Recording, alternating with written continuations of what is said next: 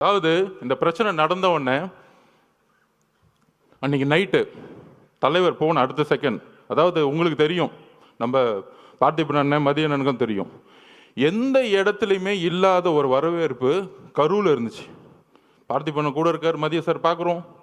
அந்த பாலத்துக்குள்ளே வரும் பொழுது அவ்வளோ போலீஸ் வந்து வரவேற்று ரோப் பிடிக்கிறாங்க. கரெக்டாக அந்த 2 கிலோமீட்டர் கூட்டிகிட்டு போயிட்டு அந்த இடத்துல பஸ்ஸை நிற்க வைக்கிறாங்க. பஸ்ஸை நிற்க வச்சு தலைவரை எந்திரிச்சு பேச சொல்கிறாங்க.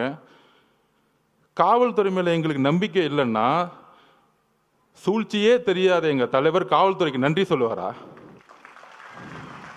நான் கேட்குறேன், காவல்துறைக்கு நன்றி சொல்லுவாரா? எங்களுக்கு சூழ்ச்சி தெரியல, நான் ஒத்துக்கிறேன். சூழ்ச்சியாக இருக்கிறது தான் அனுபவ அரசியலா? உண்மையில அந்த அனுபவ அரசியல் எங்களுக்கு வேண்டாம். நாங்கள் உண்மையாகவே இருந்துட்டு போகிறோம் மக்கள்கிட்ட. என் தலைவர் அப்படிதான், இங்கே இருக்க ஒவ்வொருத்தரும் அப்படிதான். நல்லது செஞ்சு மட்டும்தான் இந்த கட்சிக்கு வந்திருக்கோம். ரவுடித்தனம் பண்ணி 1000 கோடி ரூபா காசு அடிச்சு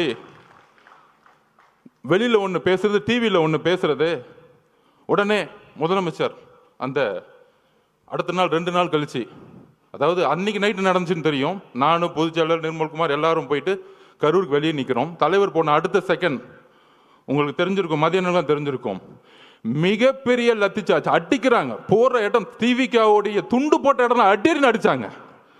இது தெரியுமா ஊடகங்களுக்கு? இல்லை, ஊடகங்கள் தெரிஞ்ச வாய் தெரிஞ்சு பேச மாட்டாங்க. என்ன அடின்னா மரண அடி. ஒருத்தரும் திவிகாவுடைய துண்டோ சட்டையோ இல்லை, ஒரு நீங்க இளைஞராக இருந்தீங்கன்னா அந்த கரூரில் நிற்க முடியாது.